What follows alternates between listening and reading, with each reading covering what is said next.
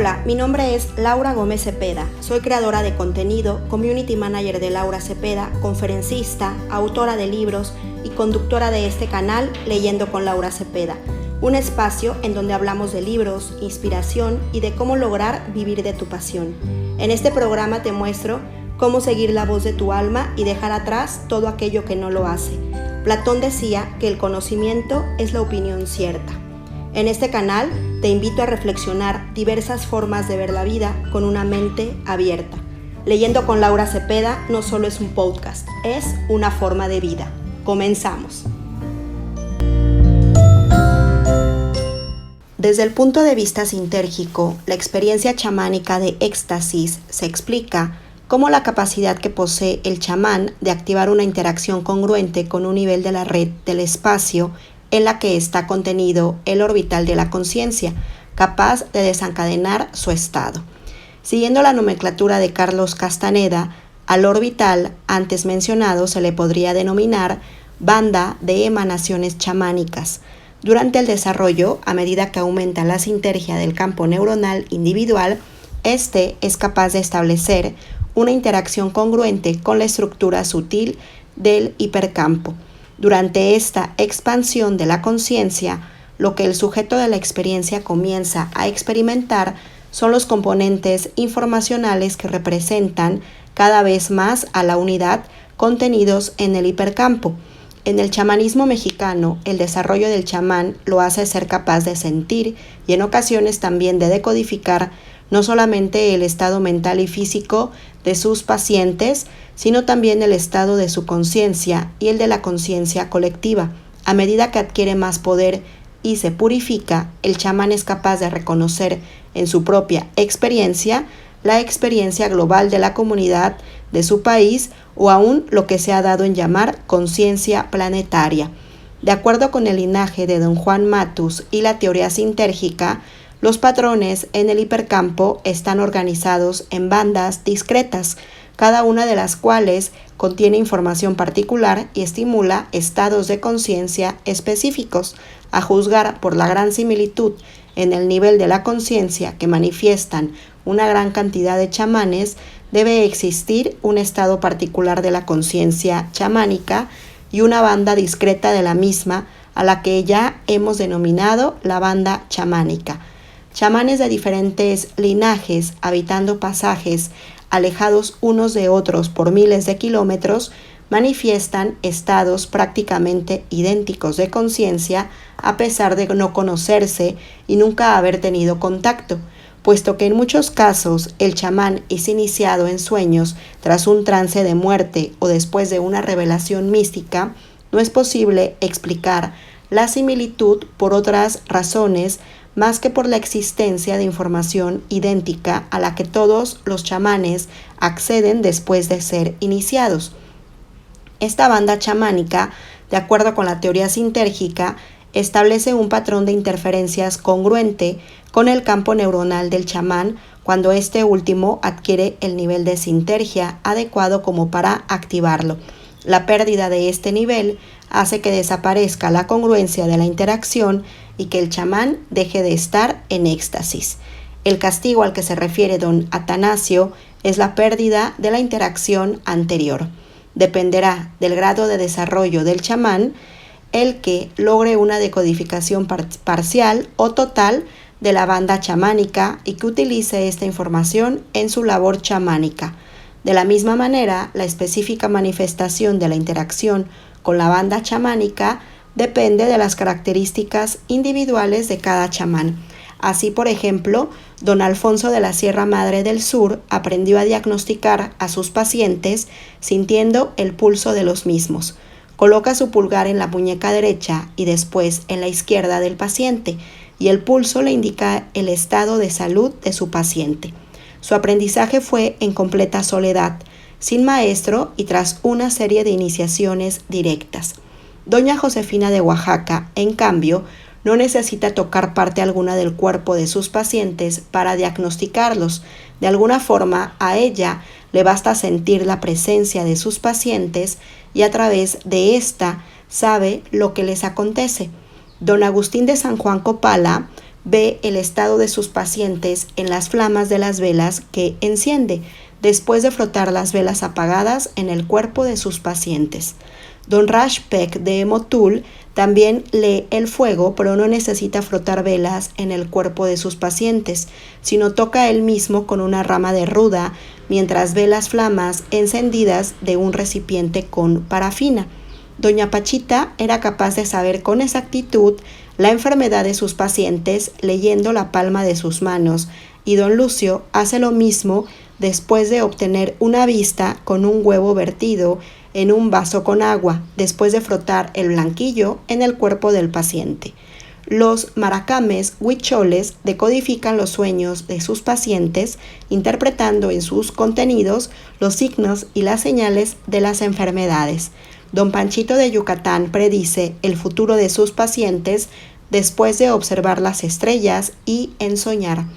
Cada uno de los chamanes utiliza diferentes técnicas, pero todos se encuentran en un estado similar de conciencia y son capaces de utilizar el conocimiento y la información que éste les proporciona para sus prácticas.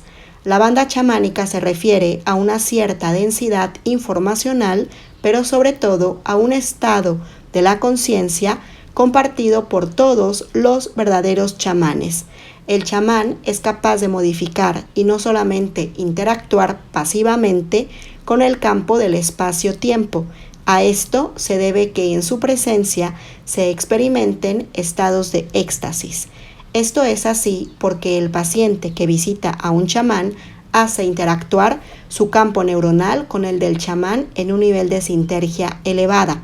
Esto surge como consecuencia que el cerebro del chamán afecta la actividad neuronal de sus pacientes. Probablemente estos efectos sean responsables de las curaciones chamánicas. Ya mencioné antes que en el Laboratorio de Psicofisiología de la Facultad de Psicología de la UNAM hemos demostrado que existe una transferencia directa de estados de coherencia cerebral interhemisférica entre dos personas. Así, un sujeto con una elevada neurosintergia provoca una elevación en los niveles neurosintérgicos de personas cercanas sin que medien ni verbalizaciones, contactos corporales o visuales entre los dos. Estos hallazgos explican algunos de los efectos chamánicos y ofrecen una base racional para entender los estados del chamán y su influencia sobre la comunidad.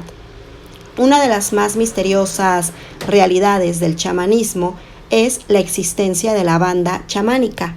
Este orbital de la conciencia existe por sí mismo, activado y descubierto por los chamanes de antaño, por videntes poderosos que por vez primera se atrevieron a explorar regiones sintérgicas inexploradas y que a partir de su hazaña dejaron esta banda viva y preparada para servir como alimento espiritual de nuevos exploradores chamánicos. El verdadero chamán completo no es común, es más abundante el candidato a convertirse en chamán o el simple curandero. El chamán completo tiene intactos y funcionando sus tres procesos de observador, sujeto de la experiencia y voz del ver. Esta última en el verdadero chamán se activa como resultado de su capacidad de establecer una interacción congruente con la banda chamánica.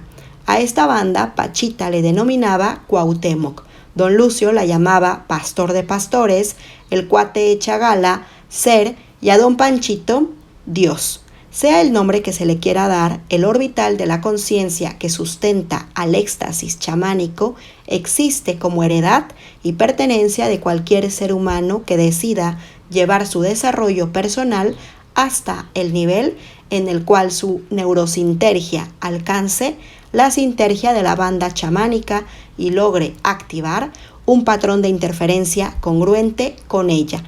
Todo el análisis precedente parece indicar que la labor de establecer una interacción congruente con la banda chamánica requiere de un esfuerzo titánico dirigido a incrementar los estados de complejidad conceptual y de elaboración cerebral de la experiencia. Sin embargo, Pachita afirmaba que lo que ella lograba hacer resultaba de un estado de sencillez y simpleza extremos y no uno de complejidad y elaboración conceptual sofisticadas. En este sentido, la banda chamánica y el éxtasis que se activan al interactuar con ella parecería más cercano al estado de un maestro zen que al de un académico teorizando. El maestro zen ha llegado a lo simple y real, a su verdadera naturaleza de la cual extrae su conocimiento y estado. El verdadero chamán parecería estar en un nivel de vivencia muy semejante. Por último, la voz del ver del verdadero chamán proviene del origen mismo de las leyes que regulan la naturaleza. Cuando sucede una acción, existe un ordenamiento y dinámica en su origen que de alguna forma puede ser detectado y decodificado. El chamán, en contacto con la banda chamánica, tiene acceso a esa información que se le presenta simultáneamente con la acción. Es una verdadera voz que le habla desde adentro, le explica lo que está sucediendo y le dice por qué. Cuando se despierta esta voz, nada ni nadie la puede opacar ni negar, puesto que dice verdad y llama desde lo más profundo, desde el lugar del cual surgen todos los fenómenos. Apéndice 1. Los fundamentos energéticos de las funciones perceptuales. En el espacio, la información visual acerca de un objeto viaja como ondas y campos electromagnéticos que convergen en quantums mínimos de espacio. Cada quantum es una medida relativa de la más pequeña porción tridimensional del espacio capaz de contener una máxima cantidad de información. Un incremento sintérgico involucra un aumento en la coherencia algorítmica. Cada punto del espacio distribuye su información en forma diferente dependiendo de su localización en un espacio de alta o baja sintergia. En un espacio de alta sintergia, la información es idéntica dentro de y entre todos los quantums. Un observador, al ver en una dirección, interactúa con mayor algoritmización y en otra dirección con mayor detalle del mismo quantum. Por tanto, la direccionalidad es simplemente un cambio en la distribución informacional. De un espacio de baja hacia un espacio de alta sintergia existe una mayor algoritmización junto con un incremento en la coherencia de la misma. Cada vez la interacción es con algoritmos más poderosos, idénticos unos de otros. Lo mismo sucede con el desarrollo personal. En este, la conciencia intuye y después ratifica la maravilla de cualquier evento, porque lo que percibe no es el acontecer concreto, sino su significado y sentido. Existe ciertamente una direccionalidad en el desarrollo de la conciencia, lo que implica este ver el significado más que la apariencia. Cuando se considera la distribución informacional comparando un espacio de alta con uno de baja sintergia, el incremento en la similitud de la distribución informacional entre todos los quantums del espacio de alta sintergia y la ausencia de coherencia en la distribución algorítmica en el de baja sintergia forman un eje direccional en el cual el punto de partida es la apariencia y la tendencia es hacia la algoritmización y la coherencia. En ausencia de algoritmos existen detalles. La algoritmización unifica y desprende de entre todos los detalles, aquello que los representa o unifica. Así, mientras más lejano sea un punto de observación con respecto a un objeto, más algoritmizada será su distribución energético-informacional en ese punto. Es como si rodeando cada objeto existiesen esferas de algoritmización. Aquí la teoría sintérgica roza el espíritu, en este caso cabalístico, puesto que en el desarrollo espiritual la conciencia también va de esfera a esfera, siendo cada una de ellas una matriz característica de significados, seres y objetos. Las esferas cabalísticas y los orbitales sintérgicos parecerían seguir similares leyes. Así, si un objeto se representa en el espacio que lo rodea por esferas algorítmicas que contienen información del objeto, es posible distinguir varias dinámicas en esta distribución energética. En primer lugar, cada orbital es homogéneo en nivel, es decir, en él la distribución algorítmica se mantiene estable en un mismo nivel de abstracción. En segundo lugar, cada orbital algoritmiza al que incluye como si proviniese de él. En tercer lugar, el poder de un orbital es directamente proporcional a su nivel inclusivo. ¿Cuántos orbitales incluye? Y por supuesto, a su capacidad algorítmica. Por último, a medida que aparecen nuevos orbitales, las interrelaciones de sus elementos informacionales con otras fuentes se incrementa y por lo tanto el contacto con el resto de la información hace lo propio. A medida que aumenta la distancia entre un observador y su objeto de observación, la información acerca de este último se percibe con menor detalle. En lugar de ramas y hojas aisladas, un árbol, por ejemplo, se ve como mancha verdosa y a una distancia considerable se ve como una luz idéntica a la que refleja una montaña o un ser humano. La distancia nos coloca en interacciones con algoritmos cada vez más poderosos y por tanto con una unificación informacional en la cual los detalles dan lugar a formas y éstas a los aspectos más esenciales de los perceptos. La relación entre incremento de distancia y unificación algorítmica explica los eventos sincronísticos, siendo la experiencia capaz de aparecer en cualquiera de los niveles de interacción de campos. El factor de direccionalidad decide el grado de unificación algorítmica en la cual la experiencia aparece. A mayor distancia, mayor homogenización algorítmica y por tanto, en la experiencia del sujeto se incluye mayor espacio. El poder del sujeto está en relación directa con el espacio en el que su experiencia es creada. Esto, a su vez, lo decide el factor de direccionalidad, que en realidad es un modulador energético global. La sincronicidad es interacción y su percepción depende del poder del sujeto y este, como ya lo dije, depende a su vez de la aparición de su experiencia en las zonas de mayor unificación algorítmica, es decir, en las que incluyen mayor espacio. Todo lo anterior explica el por qué, mientras más se abarca, más visión de lo unificado se tiene y se posee mayor capacidad de ejercer acciones modificadoras. Ahora bien, no existe separación entre los sujetos y el espacio.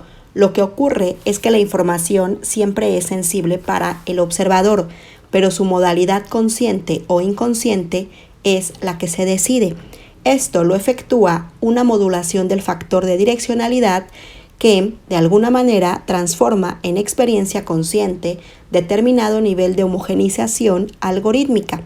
Fenomenológicamente hablando, la sensación asociada con un nivel de mayor unificación es un acercamiento a un yo mismo en ausencia de detalles y explicaciones. Simplemente el observador se siente más integrado consigo mismo. Sabemos que esa sensación es idéntica a la de una expansión, significando con esto que cuando ocurre un contacto con el yo mismo, el factor de direccionalidad está modulando la experiencia en un nivel de mayor coherencia algorítmica, es decir, en un abarca más con mayor unificación y por tanto la sensación de ser uno mismo es simultáneamente la sensación de ser el resto del universo. La tradición esotérica oriental siempre ha estimulado este desarrollo, mientras que la occidental se ha interesado en los aspectos particulares y los detalles de los algoritmos específicos. En realidad, y desde un punto de vista zen, ambas aproximaciones son simétricas, puesto que es tan cierto que la totalidad posee mayor sinergia que sus partes, como el hecho de que cada parte de una totalidad contenga a esta última en forma algorítmica. Así, la organización algorítmica, en tanto que concentración de información, es igual en cada algoritmo independientemente de la distancia. Lo que varía es la distribución energética en cada y en todos los algoritmos. Por otro lado, es interesante meditar en la relación que existe entre la duración del presente, la ausencia de azar, la creación de patrones y la existencia de puntos de referencia. Si una cámara fotográfica se coloca sobre la superficie de la Tierra con el obturador abierto para tomar una fotografía de larga duración de las estrellas, la imagen resultante depende de la duración de la exposición y del movimiento de la cámara. En el caso del planeta, y considerando constante el tiempo de exposición, la imagen resultante será un círculo de líneas luminosas dado por la rotación terrestre. Si el movimiento planetario, en lugar de circular, fuera zigzagueante, la imagen fotográfica sería distinta. Lo mismo acontece con la duración del presente humano. Al incrementar esta última, datos que parecían independientes y separados aparecen formando un patrón unificado en el que se manifiestan relaciones. Sin embargo, los patrones específicos que aparecen dependen de la cualidad del funcionamiento cerebral particular del sujeto y no solamente de la existencia de relaciones externas. En otras palabras, la inexistencia del azar puede ser un engaño si no se reconoce la participación del observador en la creación de patrones. La pregunta es, si los patrones existen por sí mismos en cierto nivel y si esto es así, ¿cuál debiera ser la actividad o la modalidad de funcionamiento del observador que diera como resultado la percepción real y objetiva de los patrones sin la intervención de puntos de referencia ilusorios, subjetivos y cambiantes? Obviamente, la solución es la inmovilidad del observador. El problema es que no existe aparentemente un punto de referencia estático, puesto que todo es relativo. En un sistema mecánico, lo que acabo de anunciar es sin duda cierto. En el caso de la conciencia, sí existe un punto de referencia inmóvil, o por lo menos constante, y este es el ser. Desde el ser, y no solamente desde allí, es posible ver la inexistencia del azar y la creación de patrones objetivos. Esto es así porque el ser pertenece a una dimensión separada y por tanto el mundo se le presenta como espectáculo distante pero visible. Existe una dificultad aun cuando el punto de referencia sea confiable y no afecte los acontecimientos.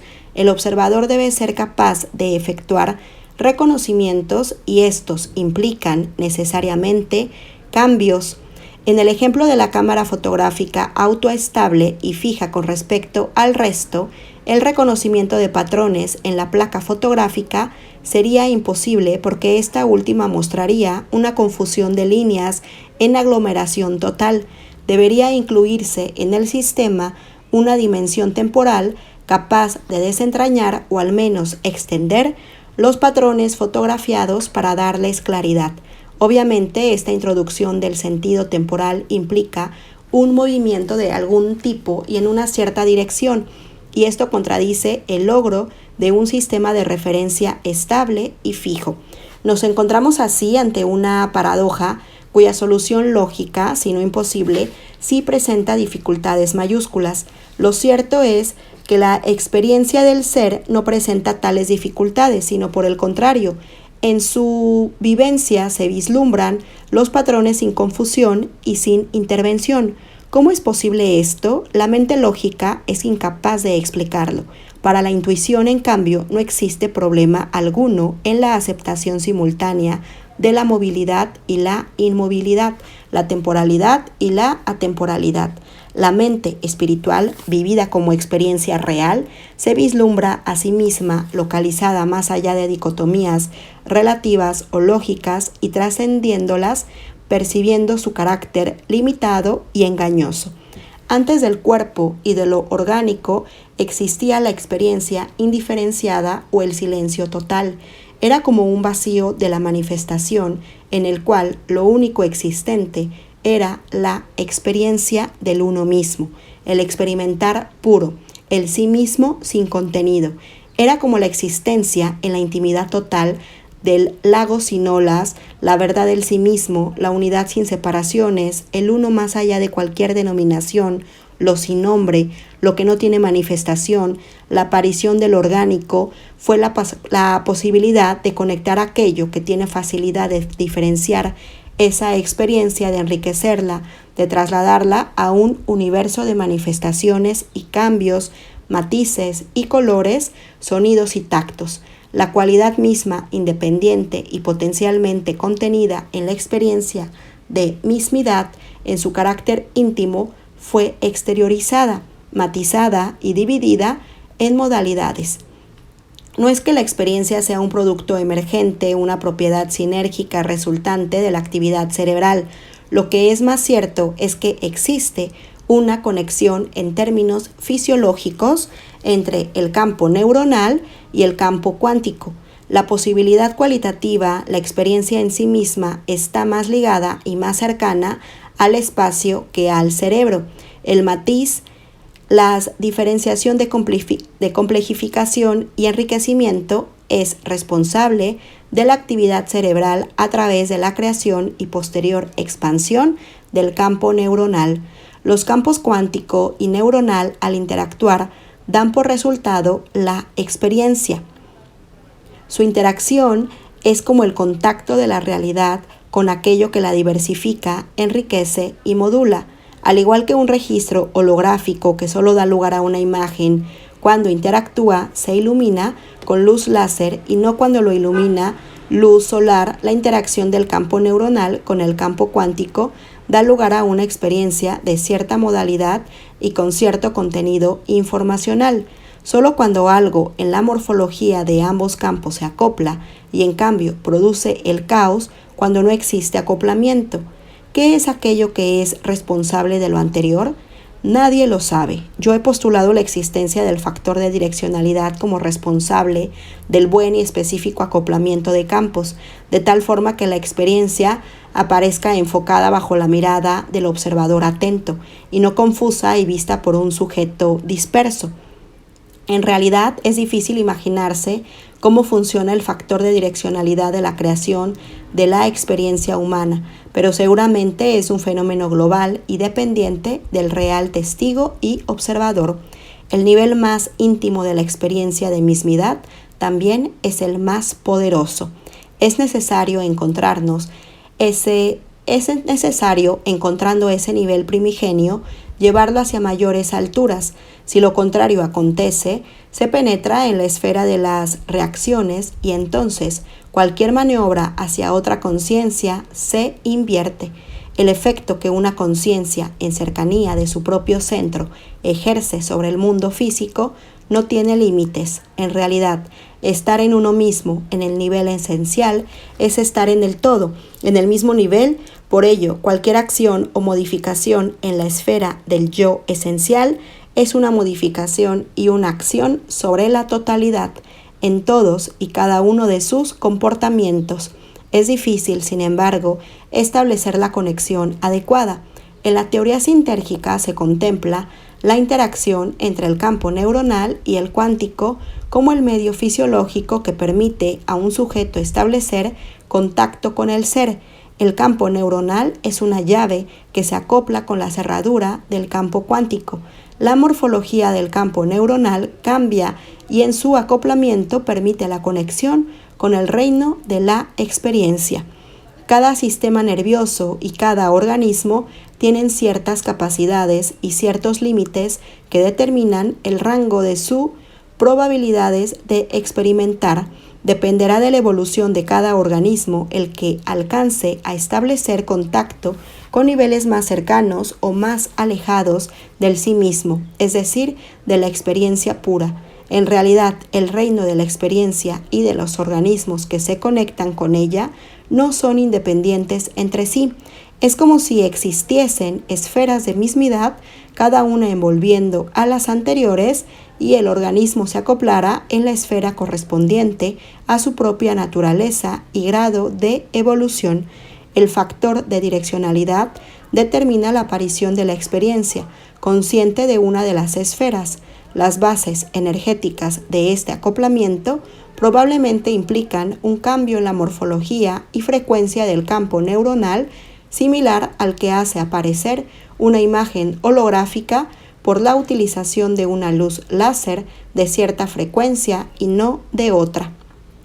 El ser humano es, entre todos los seres orgánicos, el que posee mayor rango y extensión de posibilidades de contacto y por ello es capaz de estar en la experiencia pura de sí mismo o alejado de ella, rozando esferas poco evolucionadas, tales como la sensualidad o el paganismo.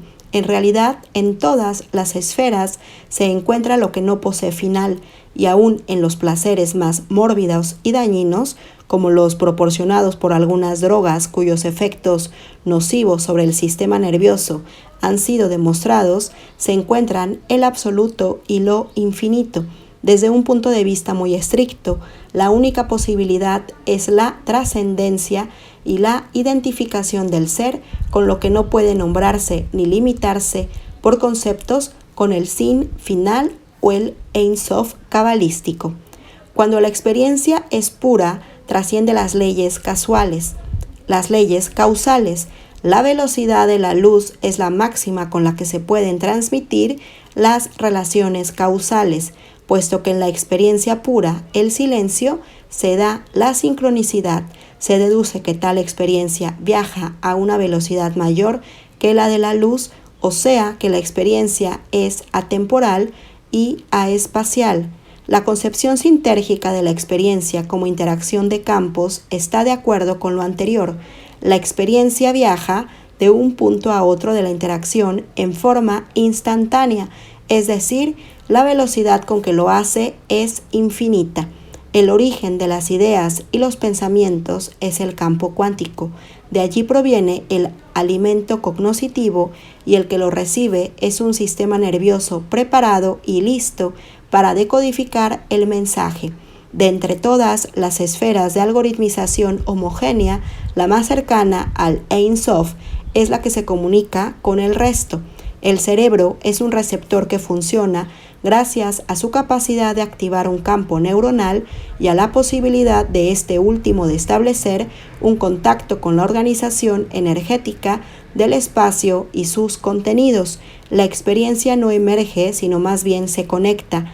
Esta conexión puede estar más o menos abierta, ser o más o menos fluida, mantenerse más o menos permeable, dependiendo de la impecabilidad del sujeto receptor. Los pecados oscurecen y bloquean el camino de la luz desde el Ein Sof hacia cualquiera de las esferas con las que se encuentra conectado el observador focalizado. La apertura de la luz es un impulso para cambiar de esfera. En la meditación existe un instante en el cual el observador se conecta con el silencio. Esta conexión es en realidad una conexión con el todo. Aquí es donde funciona la intuición y la sensación de poseer un colosal caudal de conocimientos es real. El observador se conecta con su origen al lograr el silencio y el silencio es infinito en posibilidades. En este punto se establece el contacto con Dios y se dialoga con Él.